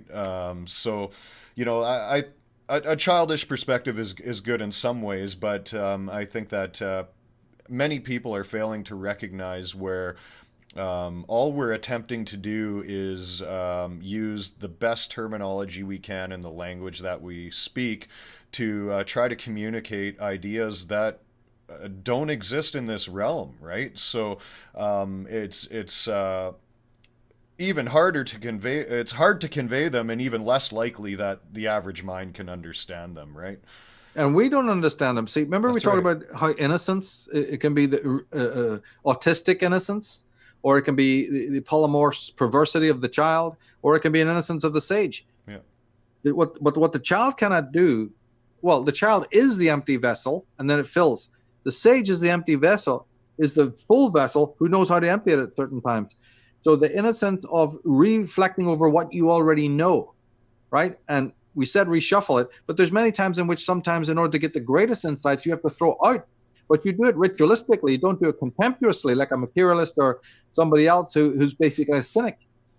If you were to go through a rite of passage in which everything you know is wrong, right, which is the brilliant statement by Lloyd Pye, the secret of being refilled with a greater truth is how you empty the bowl. Yeah. It's a very Zen thing. It's not empty. I'll fuck off and I'll dump it all out. Give me some more. That's materialism on the spiritual level. Yeah. You alluded to the different kinds of materialism earlier. One of them is that the spiritual man can be the most materialist asshole there is because he still wants, except instead of wanting a fleet of yachts and some a bunch of Porsches in his driveway, he wants spiritual enlightenment. Yeah, it's no different. Right, and the greatest sages saw that. They saw it's just materialism under a different guise. Yeah. But the sage who's aware of a dynamic, when he is ready to empty his bowl, right, and come back to sort of zero, he is emptying it out with a reverence, saying, "Thank you for that. This served me at that time. Yeah. Now I offer it out as I pour it back onto the earth. I pour it back to the universe where it came from. Yeah. I'm glad to be empty again." That is a very rich innocence and a very rich, deep emptiness. And yes, our whole society right now is being asked to do that. Yeah. It comes up in individual lives, and look around us right now. Look at the planet Pluto and its movement. We are demanded now as a society to be able to empty that out. And the people who are at the lead, who are at the helm, cannot do that. They're desperately threatened. Yeah. And then they, as we're not going to discuss here, but they go through their own motions of offsetting that process. Right? That's a whole subject in itself. But an individual could be asked to do that, at a given point. Yeah, definitely. Before we run out of time, I would like to hit on a different aspect of the same topic, and one that I haven't heard you cover too much. I'd like to get into entheogens with you a little bit. Mind-altering substances, psilocybin, cannabis, LSD. I'm more of a proponent of natural entheogens, and based on my research and personal experimentation, I think that a lot of this can interact with people on a genetic level, and I think that different cultures have different plant guides and spirit guides that can help them along their specific path or journey. That being said, obviously all of these substances can be abused, and just like any other tool, they can be used for good or negative purposes. But I would like to get your perspective on that a little bit, and hear where you're coming from. Well, I'm absolutely against it. Okay. And the only caveat to that would be if you're using, say, hemp or cannabis for health, Yeah. physical health, then I'm for it, because it's wonderful stuff. And hemp should definitely be used, as a plant for medication and for household goods and all of that. Right? It's a remarkable plant. And if you are a traditional native person, that's their culture. So I allow that, right? If you want to be pedantic about it, then I step back, go, what the fuck has it got to do with me, right? Because they have an ancient connection to those plants in a way that, none of us in the West could possibly simulate, right? So, and then really, it's like this, right? There is a bona fide Western magical tradition, bona fide Western philosophical tradition. So my entire focus is on that. Yeah. And therefore, anything that takes away from it, I have to be quite strict about it. If you and me were sitting around on the beach, I might say, hey, what the fuck, I'm not that strict. If it was just between you and me, right? Or if somebody I knew, well, actually, this kind of happened. Somebody I knew went off and was smoking drugs or whatever, right? I had to go through a cathartic experience there to say, well, fuck, what shit, whoa, don't like that. So I had to look at why I didn't like it. Yeah. And go through my own process, and it all worked out well at that point, so everything was fine. But as a teacher, so to speak, because I let people be as absolutely free. I've been around drug users all my life, right? I've seen the worst that could happen to them on multiple occasions, and I will admit I've seen some relatively positive things as well. Although I focus more on the health issue, then I'm a complete advocate, absolutely complete advocate. My God, anything that contradicts big pharma and this white coat, allopathic system, Yeah. and if that includes ethnogens, like you say, and medical cures, homeopathic or pharmacopoeia, right? I'm absolutely for that. Yeah. What I'm not for it is as a replacement for, spiritual experiences, because I'm such a believer, right, in the sort of the Western magical tradition and all of that. Yeah. So I have to be a little bit, narrow, and retentive about that. Yeah. Because remember, as a teacher, right, when you're speaking, and I've been in it about 30 years now, I think something like that, started in 98, right, whatever that is back. So when you say this, they run and believe it, do it. Yeah. And I'm responsible. I'm fucking responsible now. Yeah. Right? And if you don't say it, you're not into it. Oh, then they're going to change because you said that. Yeah. They're I've had people call me a guru and a new age guru, when every word I was saying was against being exactly that. So look at how ignorant people are, right? So I had to be super aware of what I say. You know what I mean? And all my life I've been around holistic people, right? Everyone I've ever encountered and been close to has been basically up there, high up in the holistic, movement. Yeah. So it's not for me to say, well, yeah, you can't use aromatherapy and back floor remedies, and you can't smoke a bit of weed if you're dying of cancer, right? But you see, when you're public and you get asked that question a lot or whatever, and you know what I mean? It's impossible. It's impossible to go and didactically say that because that worked for me, it's going to work for all of you, So I've had to be very circumspect talking about that subject, because I just know what kind of, audiences sitting there just waiting for you to endorse it. And then they go off and do it. And they could have a terrible, terrible, terrible, terrible experience, likes of which the human mind cannot even, and I'm so frightfully aware of that, of the negative experiences that can happen under the influence of those things, or that a person's whole life could be ruined and thrown into the pits of despair and hell and insanity. There's no way after experiencing those things, you see, that I can, in good faith, espouse them at all to anybody who's looking for a quick back door. And that person may be perfectly right in their own way. They may come from a little conscious state. Life feels very hopeless, and they picked a couple of mushrooms around. I hung out with kids like this in the back streets of Belfast. I actually gave lectures, to all these fucking drug addict fuckers. They're guys from my school, right? And you'd meet them at the park, and they're all high. They're coming around going, and they're lost. Some of them are like on the edge of insanity. I've actually, helped them on multiple occasions, talked them through it and let them, because they were seeing things. They couldn't understand. And I quickly explained it to them. It's perfectly natural. And they were back, snapped right back. Oh, all right, then it's fine. Mm-hmm. But 1 minute ago, their souls were on the edge. Yeah.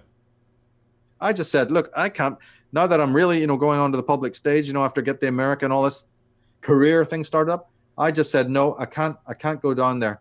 But that doesn't mean that I negate a person's intuitive, need, because I've seen that need in people. And don't forget that some of the greatest bands that have ever freaking lived, right? Moody Blues, Pink Floyd, what would they be without those drug experiences? So again, it's a mixed bag, Jay, as you well know. Yeah, for sure. Obviously, the show is called Cognitive Concurrence, so I don't want to get into a debate on the topic at all. But what I did want to bring up is, just as with the genetic trauma, it goes back thousands of years and it's fostered in us at a genetic level. So too, I think, are some of these plant remedies. They have a genetic connection with us at some level, and I agree with you. There are some cultures. More recently, the Native American cultures, they still kind of have a grasp on that, and they're still connected with that. The disconnection over the past couple of generations, I don't think that takes away from any sort of genetic connection that someone may have with something. That being said, yeah, you're left kind of experimenting at that point and trying to see what works for you, and that could have negative results for some people. But going back to a lot of the work that you've done, like going back to the Druids and whatnot, isn't psilocybin one of the substances that they utilized in some rituals? Yeah, but you're talking about highly purified people who probably were using it mostly for medical purposes, like Sure. I'm saying. Yeah. I don't think they used it for out-of-body experiences. Yeah. That tradition has never been substantiated at all. Yeah. The closest you get to it, and even then you're miles away. The story about Odin hanging on the tree of life and all of that. And the tree of life can sometimes be, thought of as pharmacopoeia. You see, it's like this. Let me also qualify what I'm saying here.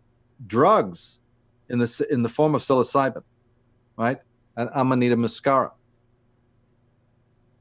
is one of the foundations of our civilization. Yeah. It didn't play a part in these ancient groups. It was the basis of everything they were into, right? So, you couldn't come to the end, right, of unpacking this story.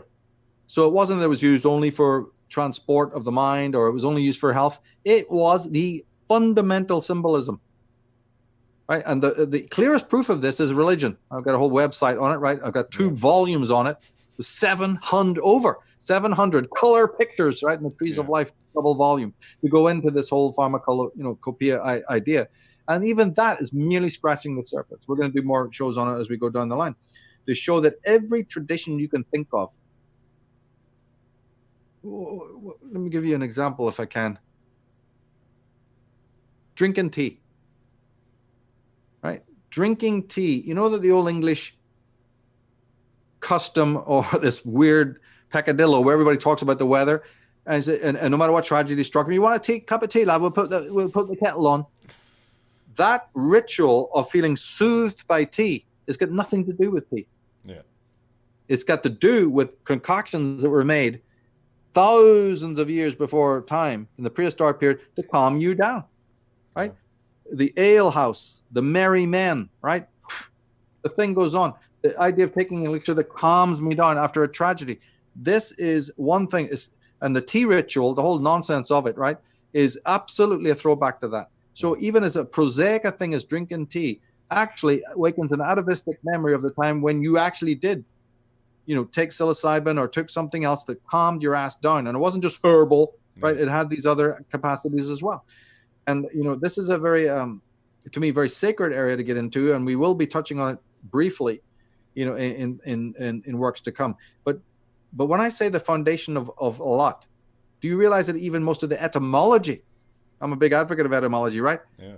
You could not come to the end of the etymology that comes out of let's just call it the Dionysian cult. Yeah. In both its positive and negative. Yeah. Goddess traditions, tree worship. The thing is immense, right, when you get into it. So when I say that, just to qualify what I said about, I was thinking in terms not just of native groups, you see, but of the indigenous prehistoric. Sure. Right? In fact, yeah, that reminds me. I did something on Unslaved called The Daemons, the story of the little people. Now that I come to a couple of months ago. So people can watch that, where I get into this, what I've just been saying, and show how that there was a race on this planet called the little people, right? Yeah. So to speak. Even someone could be 4 foot tall, 5 foot, but generally it means what it says: 3 feet high people, right? And our whole world had this race, and they were big into this. So don't even get me started on this mushroom cult stuff, because Yeah. I did 2 volumes on it, and then there's this little people concept, and it has crept in, to the Christmas ritual and various other symbolism, that we see in movies and all. But I've unpacked that, to about 70%. We're going to be doing more on it, showing just how much of our cultural elements are indeed based in it. Yeah. Do you think that maybe a large influencing factor on that would be intent, as in, again, if you're going into it as a form of escapism, obviously, that would have different results than going into it as a form of self-discovery. Or, because from my experience with it, the easiest way to explain it would be it sort of removes your ego and allows you to look at yourself without some of those other filters that you have in a regular brain state. So, I think that's why it can be really negative and scary for a lot of people. Whereas if you're prepared for that and you're going into that with that specific intent of self-respect and healing, I think it can have different results and everything, right? So I'm pretty sure that's 100% true, because in the instances where I knew that people lost their minds, right, by taking it, their intent was shit from the start. yeah, But because I may have been too young to advise them, or there was nobody who was in the earth could advise them, right? So I can only see that from personal experience as being 100% true. Plus the universal truth that intent in any regard, that's in right. anything you're into, is very important. Yeah, So, but in this regard, it's even more important. And also, don't forget that Freud wasn't 100% wrong. There is a Thanatos instinct, maybe a small t, not all caps like he tried to push. But, he wasn't 100% right. There's a death instinct in people. yeah, There's an end of their psychic life. There's a prescience or prevoyance in people who kind of know how much energy they've got, mostly for hedonic. I'm not talking about any elevated thing here. yeah, People kind of know when the party's over, when I've done it all. yeah, And so they need more and more extreme rides, right? And the most extreme ride for hedonistic people like that, especially episodic hedonistic people, is to take drugs. yeah, Because they're trying to suck more marrow out of life. This is why I object to it, right? If it's done in a way that you're describing, more of a shamanic way, that Michael has no statement at all to make about that, right? yeah, I just find the subject absolutely fascinating, yeah. and I wrote these books on it, and they're some of the finest books I ever did, right? I was so absolutely elated when they came out, because there's been a long fucking time waiting to get around to that subject, right? And to do it right as well. Yeah. To be neutral, not to advocate anything, but just to study the subject of it, right? Which has connections to astrotheology, the stellar cult, the Irish Druids, as you quite rightly said. Yeah. But it's coming at a slightly different angle, because those ancient people, the reasons why they were doing it was because of trauma. Where we are back to square one, right? True. If the Arctic homeland fell, Atlantis, if people prefer to use that phrase. But in Nordic mythology, it's Hyperborea, it's Ultima Thule, which fell. It's the reality that fell, right? And Yggdrasil, the great tree, fell over. Mm-hmm. Tolkien had his own way of phrasing it, and the Nordic myths have. Now, when that world fell, it was a paradisical world, in many respects. And so the Druid knew that we are utterly traumatized, like we started off.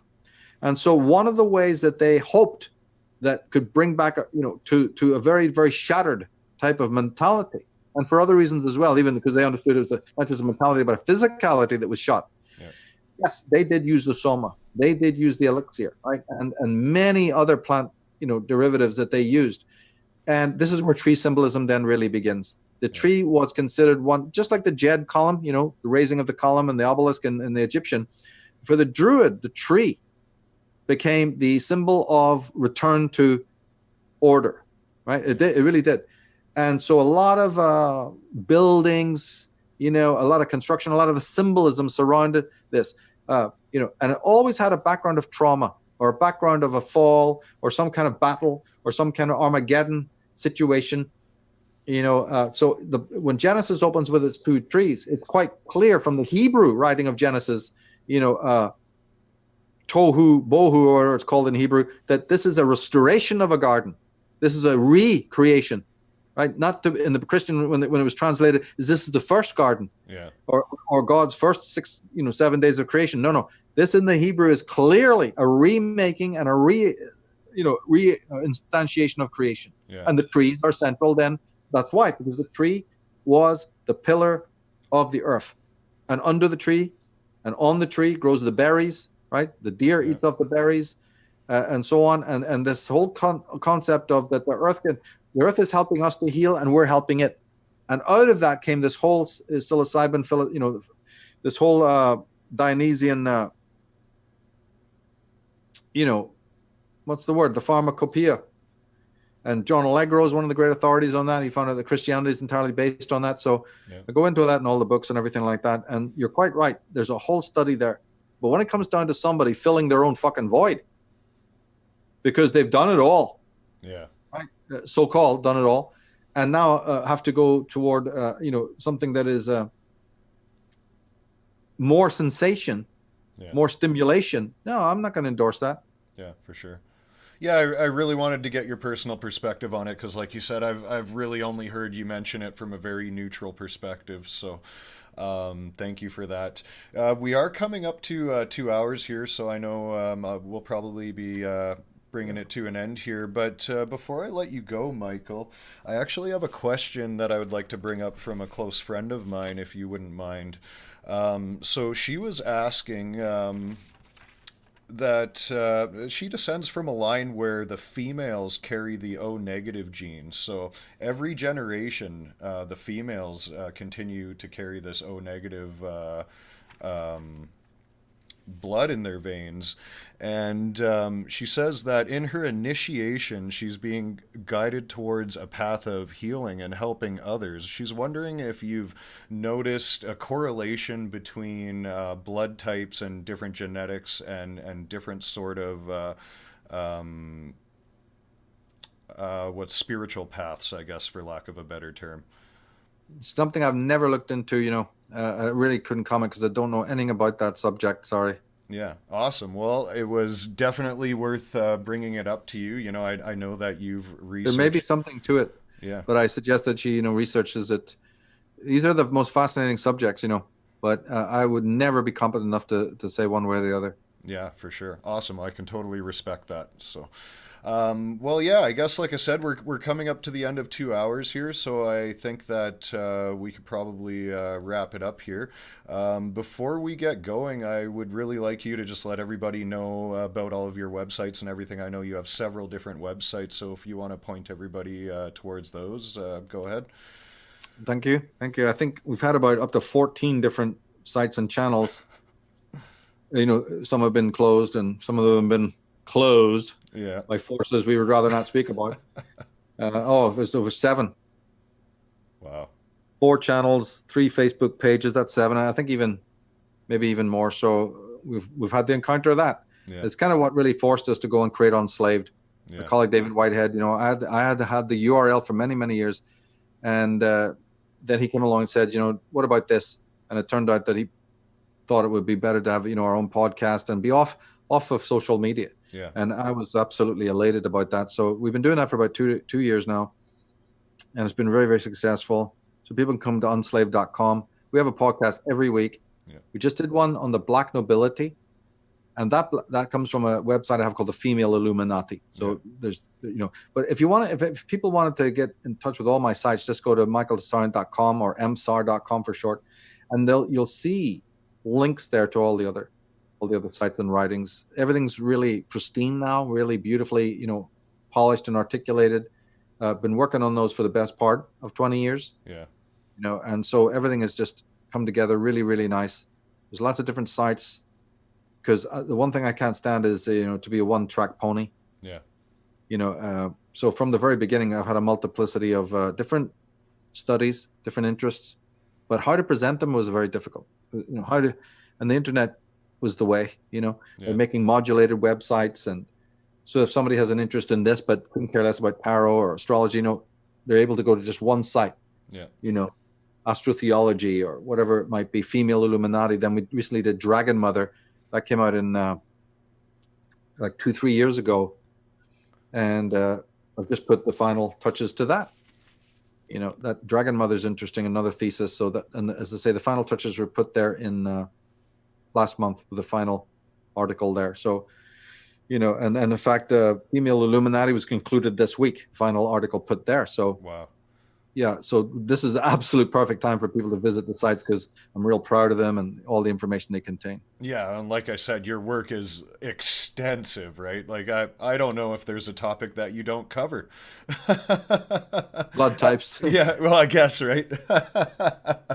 But yeah, definitely check out Michael's work if you haven't, guys. And if you haven't heard of Michael yet, I don't know where you've been. But I guess that's because you're one of the first influencing factors for me. Well, thanks to you to bring me on. I mean, you know, it's not a huge concern, but it would certainly tell anybody with a modicum of, you know, wits, that if somebody can find, you know, 800, 1,000, 1,100 other people who are nobodies in this movement and bring them on, right? Yeah. And then call you in some of the earlier stages, you know, that can be very, very disconcerting. But it's the opposite when somebody like yourself, you know, does so, because I think that's respectful. You know, Yeah. Excuse me for being, you know, pompous about it, but you know, to me that's respectful, and I'll definitely want to support a person, you know, doing the work that you're doing and give that time. But you know, I just will not give it to people who are disrespectful anymore. You know, those days are long gone. Yeah. And people will not understand what I said because, you know, in earlier podcasts, people got used to those, you know, and they thought they were really great and everything, but they're not great. You're constantly being interrupted. There's commercials galore. The time is too short. You can't extrapolate like we've done on some of the more subtleties. So, you know, I know people got to love a lot of the stuff that was in the past and they have fond memories and all, but, you know, we got to move on. The platform changes right under your feet. You know, we have more time, we have better technology, better podcasting services. Yeah. And that's what I'm really all about. You know, I really think it's great, you know, and I'd like to talk to you more, maybe about Black Nobility or Dragon Mother or anything like that you want to talk about or anything. I've really enjoyed this, and I really want to thank you for, you know, getting hold of me there, Ryan, mate. Awesome. Thanks a lot, Michael. And yeah, I would definitely like to have you on discussing the Dragon Mother, which is your latest work, if I'm correct, right? Yeah. So you just published volume 2, isn't that correct? Yeah. Yeah. That's right. Adultism came out in April and May. Yeah. Yeah, that's right. So yeah, definitely would love to have you on again if you're willing to. Totally. Thanks a lot. And to everybody out there, once again, I'm your host, Jay Anarchon. Website is cognitiveconcurrence.com. Be sure to join me here for many more great conversations with other individuals that I greatly respect. Thanks again, Michael. Take care. Cheers, mate. Cheers.